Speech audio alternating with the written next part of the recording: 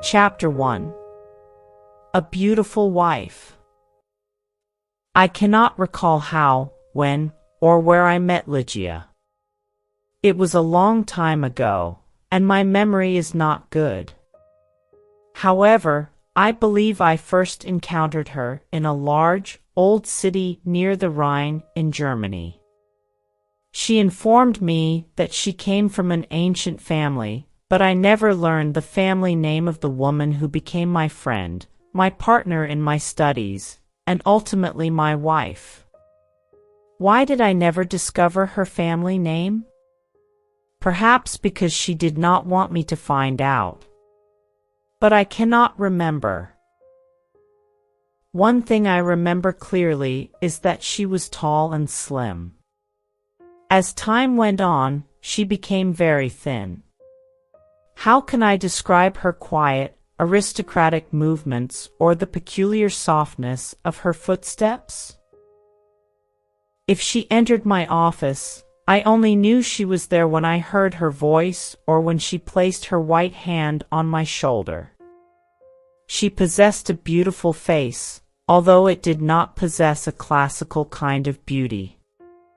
There was something peculiar about it. I have often tried to comprehend it. Was it her pure white skin or her thick black hair? I often gazed at her long, delicate nose. It was perfect. I observed her sweet mouth, how soft and red it was, and when she smiled, her teeth were white. Then I gazed into her eyes. They were larger than normal eyes. Occasionally, when she was excited, they resembled the eyes of a deer. They were black, with long black eyelashes and eyebrows. However, as I looked into them, I realized they had a peculiar expression. I pondered it for many hours, sometimes all night. What was the expression in those eyes?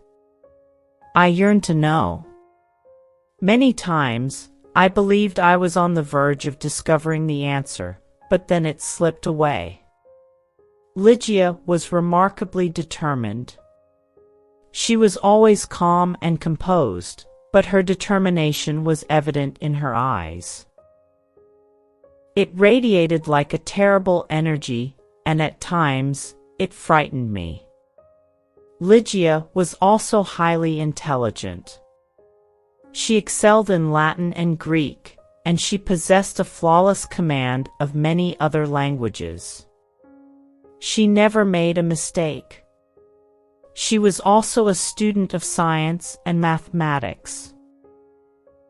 When we first married, I frequently sought her assistance with my studies, and we worked together. However, after she passed away, I was alone. Without her, I felt like a child lost in the dark. When she initially fell ill, she did not come to my aid as often as before. She grew thin, and her skin became pale and translucent. When I realized she was dying, I felt desperate. Ligia fought against death with all her might. She was determined to live. I watched in agony as she battled for her life.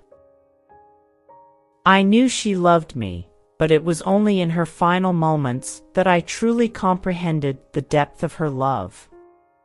She held my hands and professed her devotion to me.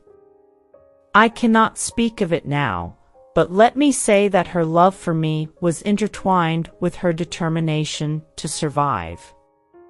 On the night she passed away, she suddenly rose from her bed and cried, "Oh God, must I die? Must I lose my fight against death? No, I cannot die like this." But my dear Ligia died.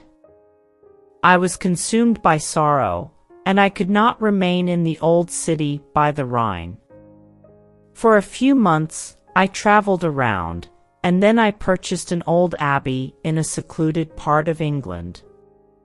This dark, melancholic place reflected my feelings of isolation. However, I adorned it with beautifully colored curtains, carpets, and ornaments. I told myself, perhaps the vibrant colors will bring me happiness. Unfortunately, they did not. I began to drink excessively, but I do not wish to dwell on that period of my life. I will only mention that one day, I married Lady Rowena Trevanion of Tremaine. My new wife had blonde hair and blue eyes. She was vastly different from my first wife. However, how could I ever forget Lygia? Chapter 2. A Fight with Death. I took Lady Rowena back to a room high up, in the tower of the abbey where we lived for the first month of our marriage. The room was very large, with an enormous window made of glass from Venice. The ceiling was high like a church, and in the center there was a big gold chandelier. There were sofas from the east and an Indian bed. On the walls were long tapestries like carpets with designs made of gold. The tapestries moved every time the wind blew. My wife was afraid of me because I was often sad and depressed. She did not love me much and stayed away from me, but I preferred this. I always thought about Lygia, my beautiful idea dead in the tomb. Sometimes in my dreams, I call to her in the night. I imagined that perhaps my love for her could bring her back to me. At the beginning of the second month, Lady Rowena became ill. She did not sleep very well and told me she could hear sounds and movements in the tower.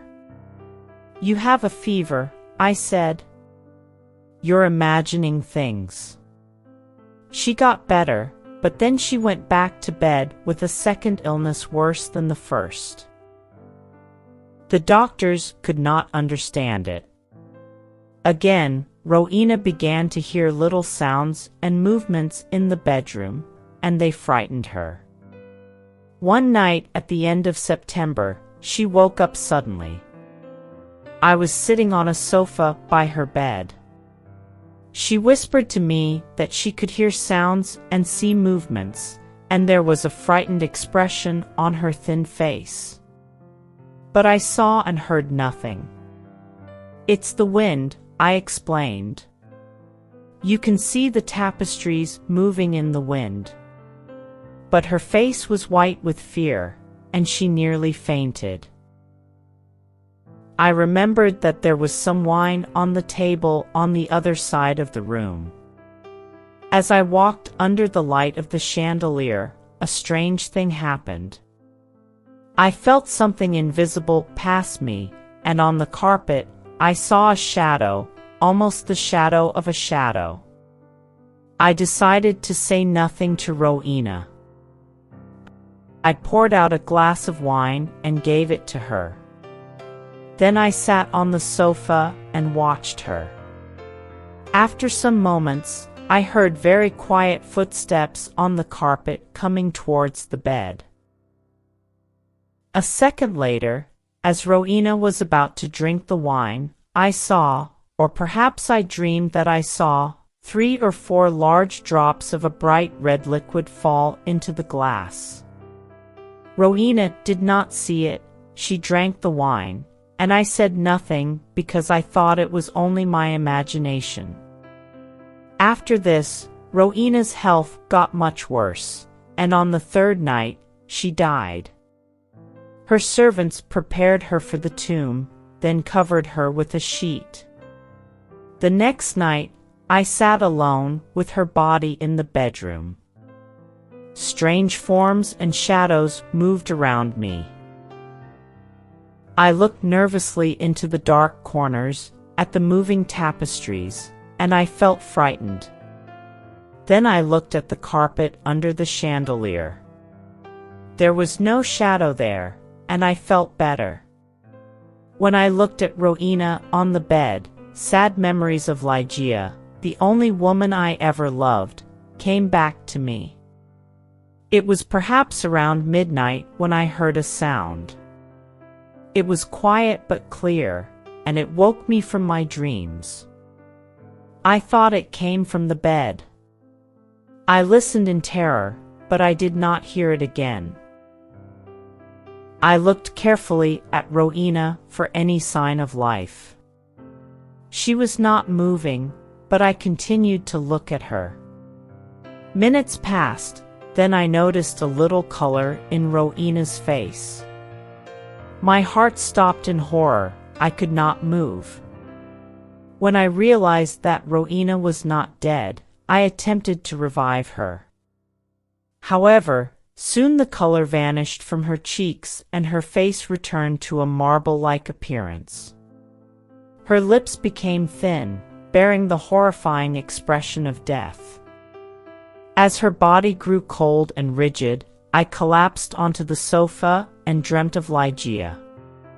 An hour later, I heard the same sound as before. I listened intently and confirmed its recurrence, a sigh from the bed. I rushed over and observed her trembling lips, which then parted to reveal her bright teeth. I thought I was losing my sanity. A pink hue appeared on her cheeks and neck, her body began to warm, and her heart beat faintly. Lady Rowena was alive. I did everything in my power to revive her, but suddenly her color faded, her heart ceased, and her body turned cold and rigid once more. I sat down and began to contemplate Ligeia once again. Then, for the third time, a sound emanated from the bed. However, I shall spare you the details of the horrors of that night. I made another attempt to revive Rowena, and then a fourth time.